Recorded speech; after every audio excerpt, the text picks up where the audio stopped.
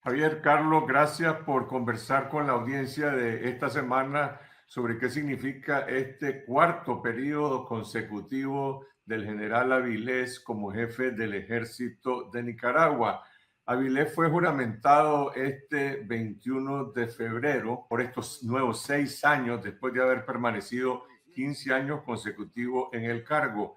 ¿Tiene esto algún parangón en las Fuerzas Armadas latinoamericana, este modelo de ejército con un jefe prácticamente eterno, permanente? Es sin duda un escenario inédito eh, para América Latina, hasta donde entiendo. Han habido periodos en que jefes del ejército se han quedado por muchos años al mando de las instituciones, pero usualmente eso estaba atado a que eran dictadores, que eran militares, ¿no? Pero en este caso, un jefe del ejército o a punto de iniciar 6 años más que lo llevarían a básicamente 21 años como jefe de la institución, no creo que haya un caso similar en América Latina. Tenés el caso de Venezuela, donde el Padrino López ha estado alrededor de 10 o 11 años como jefe de las Fuerzas Armadas, pero ahí es otra dinámica. Tiene un mando político y administrativo de la FAM, pero la gestión del ejército venezolano, la gestión operativa, estratégica y de inteligencia y logística está a cargo de un grupo de 8 o 9 generales, mayores, generales, almirantes, etcétera, que hacen funcionar la institución. Entonces, el caso nicaragüense no tiene comparación en América Latina. En Nicaragua esto no siempre fue así. En el Ujú. año 94, cuando se aprobó el Código Militar, se estableció un periodo de 5 años para el cargo de jefe del ejército, que se cumplió rigurosamente con los generales Joaquín Cuadra, Javier Carrión y Omar Hayes Leven. Terminaron su periodo y pasaron a retiro. ¿Cómo se produjo este quiebre de la sucesión militar con el general Avilés? La pregunta es, ¿esto fue una imposición de Daniel Ortega o una demanda de Avilés y el ejército? Cuando Daniel Ortega asume el poder, quien estaba en ese momento como jefe del ejército era el general Omar Hayes Leven. Yo creo que dentro de lo que se pudo en la transición Bolaños, él trató de mantener la estabilidad del ejército en los términos que sus antecesores lo habían hecho, ¿no? Pero ya cuando entra Ortega, claramente hay una subordinación o un mandato que Ortega establece de que el ejército debía volver a ser sandinista y el general Omar Hayes Leven en ese momento no hizo absolutamente nada porque no sucediera. Yo lo veo como un asunto que mezcla el deseo de Ortega de hacerlos con la actitud del ejército de cumplirlo. Pacto político en una idea en que viejos generales exsandinistas querían retomar el ideario revolucionario de los 80 y luego esto devino en las consecuencias políticas para la institución, ¿no? Pero ya en este punto, Carlos Fernando, me parece que es un asunto más ya de supervivencia de cada uno de ellos, ¿no? Es decir, indudablemente Ortega depende del ejército para estar en el poder y la institución está tan comprometida en términos de violaciones de derechos humanos, en términos de corrupción, y en términos de operaciones económicas, empresariales, que ya están en una situación en que el uno y el otro no pueden desatar lo que han llevado, lo que han atado durante todos estos años. ¿Qué representa para el ejército como institución el hecho de que haya no solamente un jefe ahora durante 15 años y quizás hasta 21 años, sino además por lo menos una cúpula de 20 generales que tienen más de 10 o 14 años en esos cargos y representa una suerte de tapón institucional? ¿Cómo impacta eso en la carrera militar? Impacta de una forma fuerte porque uno de las reglas no escritas de las Fuerzas Armadas en general, de las instituciones, es precisamente el tener tiempos concretos para que haya una movilidad y para y para el funcionamiento adecuado de la institución. Lo que pasa es que cuando se consolidan los liderazgos, sí pasó con Raúl Castro, recuerden, esto que estuvo muchos años al frente de las Fuerzas Armadas cubanas. Lo que pasa es que la institución pierde, lo que ganan son las situaciones de lealtad. Hay una especie de pacto entre las élites de las Fuerzas Armadas con la dirigencia política y forman parte de lo mismo, ¿no? Es un poco lo que está pasando en Venezuela, efectivamente, lo que ha pasado en Cuba. Entonces, para las Fuerzas Armadas nicaragüenses, pues debe ser un gran problema. En el caso de Honduras, recuerden, Romeo Vázquez Velázquez, el que supuestamente dio el golpe de Estado, había sido renovado en su mando por el presidente Zelaya y había durado un par de periodos. Eso es impensable en muchos, en donde la institución realmente está consolidada. En el caso de México, por ejemplo, sería impensable el visualizar que un general trascendiera un sexenio, porque efectivamente está la movilidad, las pautas de carrera de todos los demás y hay una institución consolidada. Esto lo que muestra es lealtades personales y un proyecto de las grandes élites de las Fuerzas Armadas con el liderazgo político. Es una alianza política, pero es una alianza de Avilés, de la cúpula del ejército o del ejército como institución. Estos coroneles, mayores, incluso algunos generales que están en el ejército haciendo carrera y tienen un tope por este tapón y por la permanencia de Avilés en el ejército, son parte de esta alianza. Lo que se sabe públicamente es que los mandos del ejército de Nicaragua están al pie del cañón con el general Avilés y están respaldando al régimen.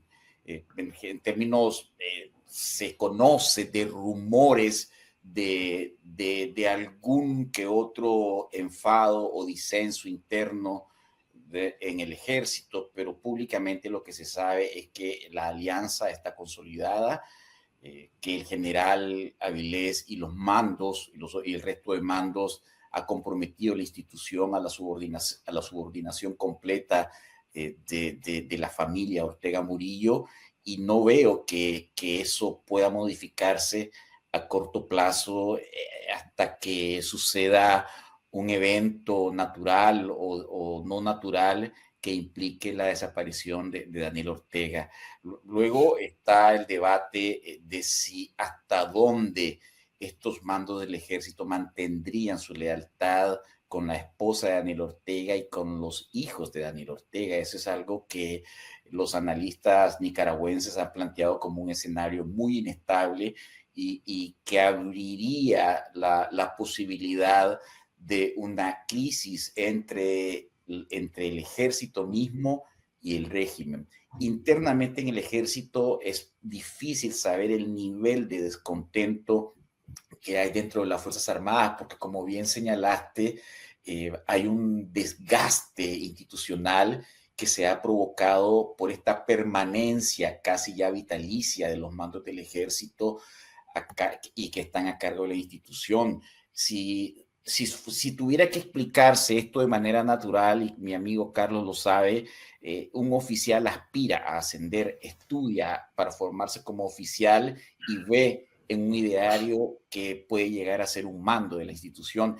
Esto no sucede en el ejército de Nicaragua y parece que no va a suceder a corto ni a mediano plazo, y eso, sin embargo, debería ser un motivo de descontento dentro de las Fuerzas Armadas y con la oficialidad, pero no sabemos tampoco hasta dónde está capturado esos otros oficiales en términos de corrupción, clientelismo. Se sabe que, por ejemplo, hay muchos oficiales distribuidos en muchas instituciones que no son las del ejército, que son civiles, y eso genera mucho más lealtad hacia el régimen. En Nicaragua existe además otra situación inédita, y es que con la entrada en vigencia de la reforma total a la Constitución, se desmantelaron los poderes del Estado y se creó una nueva entidad que es la que coordina y subordina a los órganos del Estado, y esta es la copresidencia, integrada por un copresidente y una copresidenta, que para nuestro caso es igual que la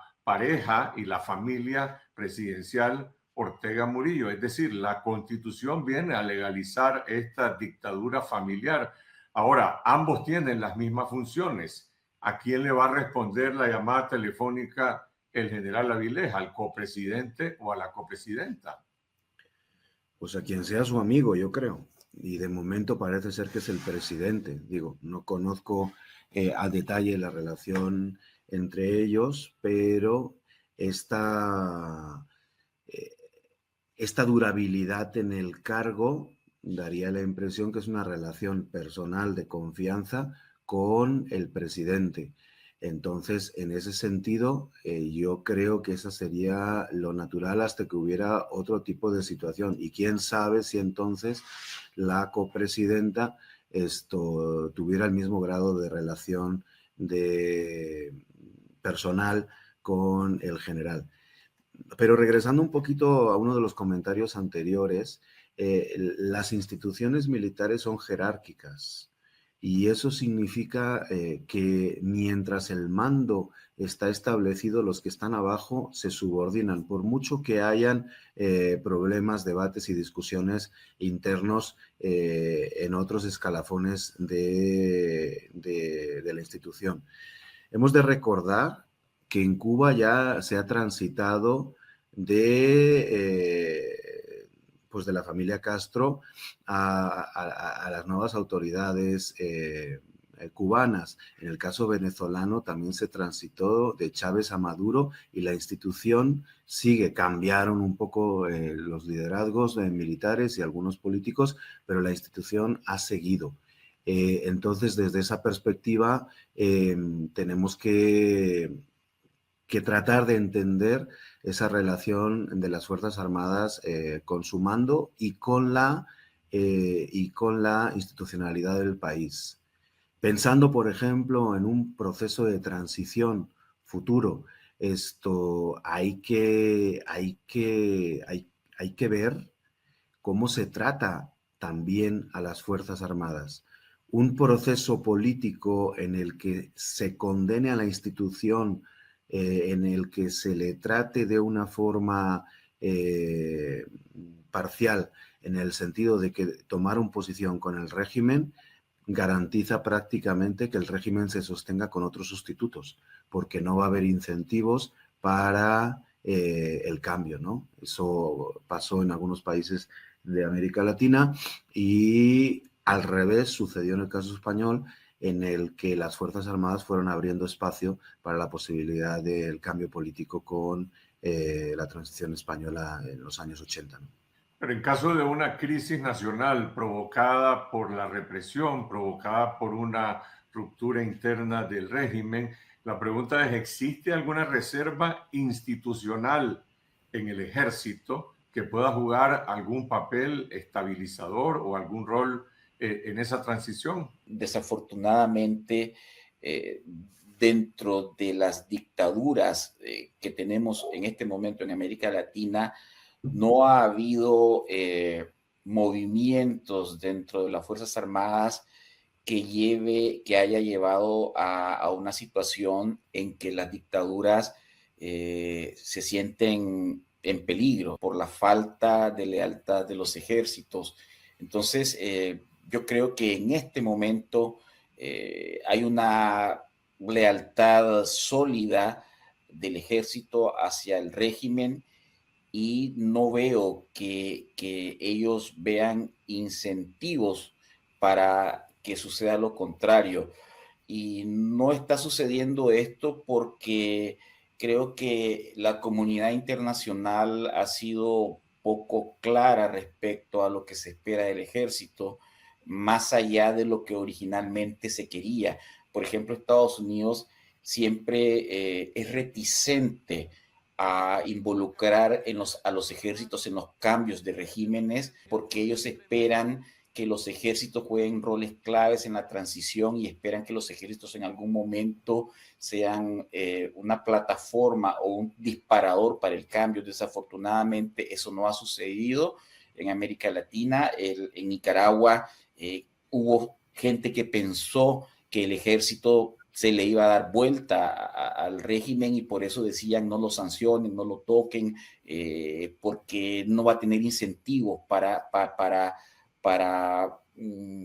irse del lado de la oposición. Eso no sucedió, no va a suceder y ahora estamos en una situación en que yo creo que es básicamente impensable que esto suceda si no hay de parte de la comunidad también internacional acciones que hagan repensar a los mandos medios del ejército que el país debe tener otro rumbo. El momento clave de la relación entre el ejército y la dictadura Ortega Murillo ocurre durante la crisis de 2018, cuando hay una protesta nacional que prácticamente pone en jaque a este régimen y Ortega decide organizar un ejército paralelo, un ejército paramilitar al margen de la ley de Nicaragua que dice que no pueden haber dos cuerpos armados, solo el ejército nacional.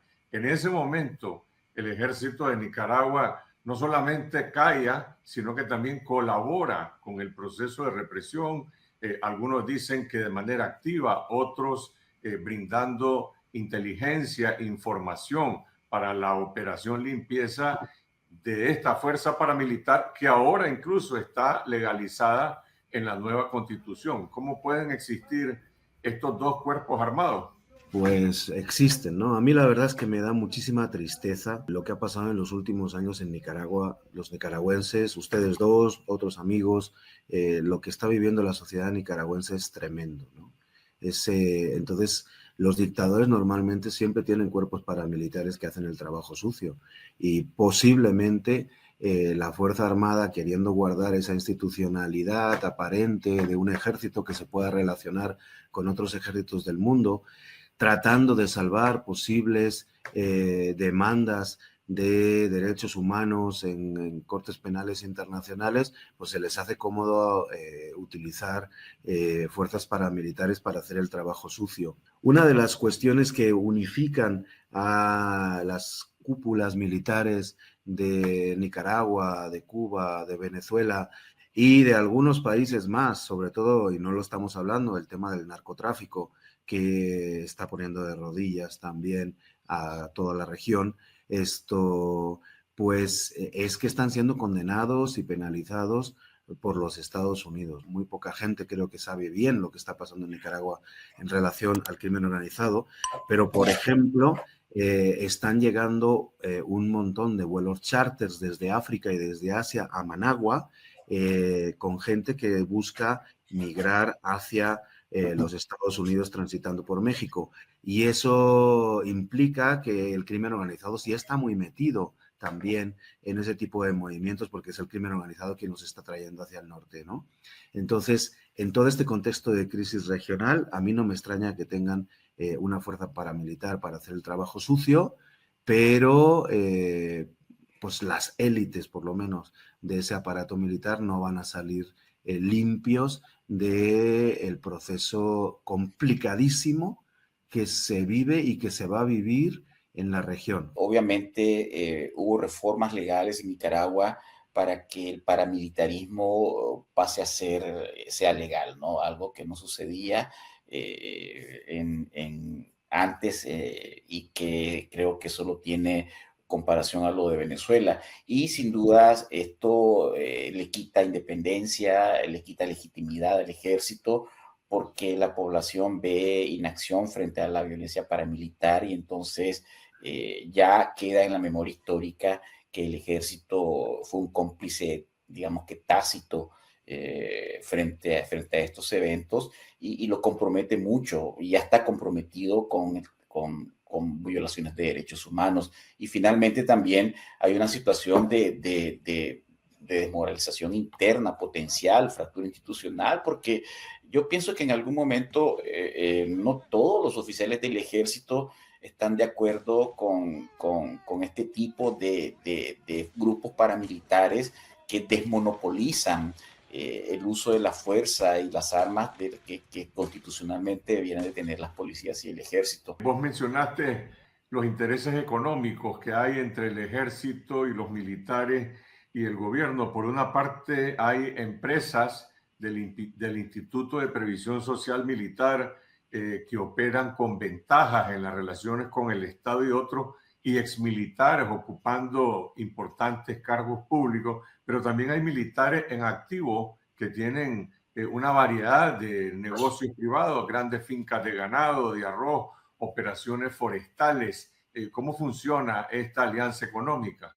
Los negocios del ejército, Carlos Fernando, ha sido algo de larga data, es decir, no es un asunto que se dio por generación espontánea cuando Daniel Ortega llega al poder. Es decir, todos sabemos que desde el inicio el ejército de Nicaragua ocupó activos y materiales que tenía en los años 80 para tener su capital semilla que fue distribuido entre los mandos, entre Ortega, sus amigos y el ejército, ¿no? De ahí todo devino en un laissez-faire en términos de hagan lo que quieran en términos económicos, pero no se metan en política. Creo que todos asumieron desde 1990 hasta el 2007 ese escenario donde no toquen al ejército, no se metan con el ejército, que haga tranquilos sus negocios, pero que no se meta en política. El problema es que funcionaron con demasiada autonomía.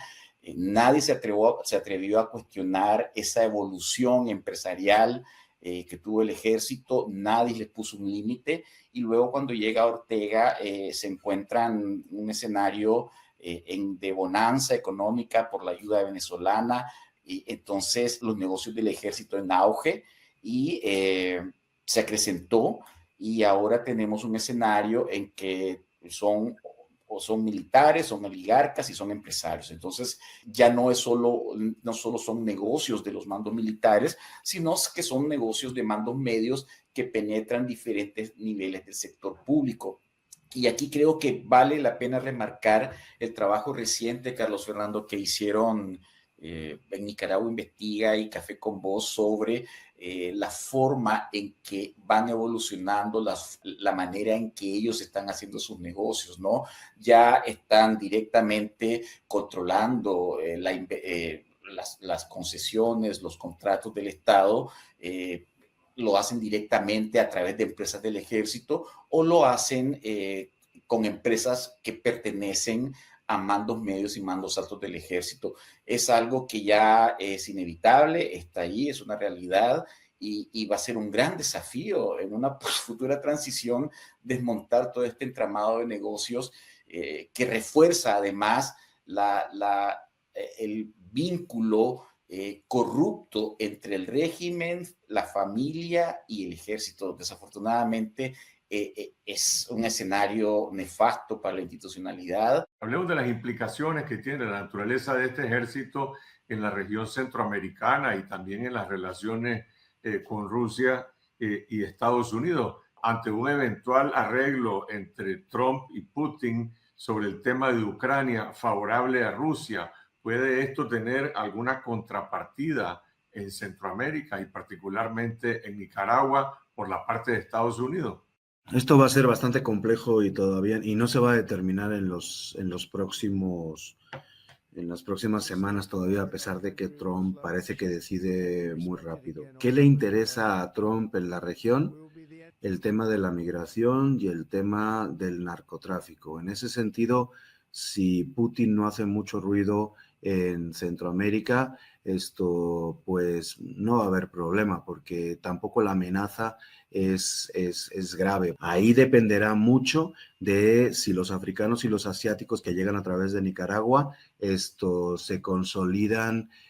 Ahora mismo el Instituto Nacional de Migración en México ha detenido en los últimos 2 años 50,000 africanos, 50,000 asiáticos cada año.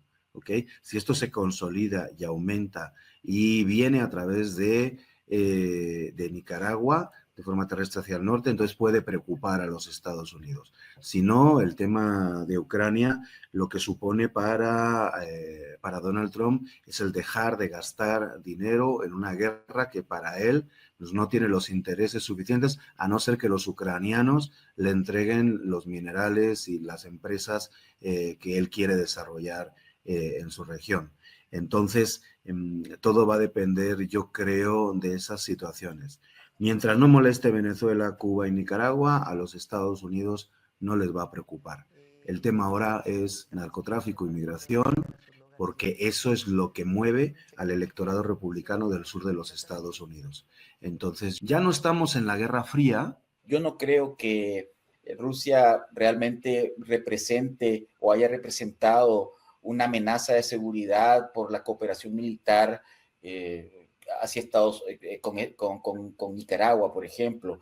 Lo que sí era una amenaza para hasta hace poco visualizada en términos de apoyo a regímenes autoritarios que se han instalado en Centroamérica. Es decir, tenemos el caso de Nicaragua, tenemos el caso de Honduras con Mercelá y Xiomara Castro, y tenemos unas declaraciones de Lavrov el año pasado en que dijo que ellos visualizaban a Honduras como un socio estratégico, ¿no?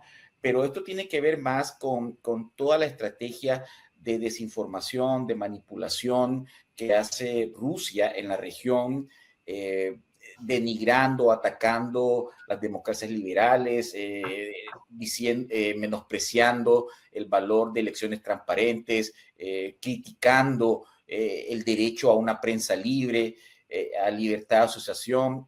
Creo que eso es lo que mayormente preocupaba a Estados Unidos de la penetración de Rusia, y sin duda creo que había mucho más preocupación y atención hacia lo que había sido la penetración de China. Aquí dentro de Estados Unidos no gusta para nada el acercamiento que ha tenido Trump con Putin.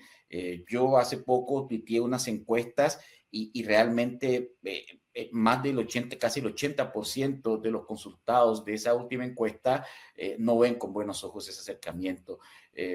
Yo creo que lo que sí es seguro que Rusia va a ser menos preocupación por la actitud que tiene Trump hacia Putin, y va a permanecer la preocupación, en cambio, sobre la influencia y la presencia de China en la región. No se olviden de México tampoco, porque México ahorita mismo es el país más violento del mundo, con diferencia. Tenemos tasas de homicidios superiores a los 100 por 100,000 en muchas de las ciudades mayores a 500,000 habitantes, y en las ciudades menores de 500,000 habitantes incluso llegamos a alcanzar los 200 por 100,000.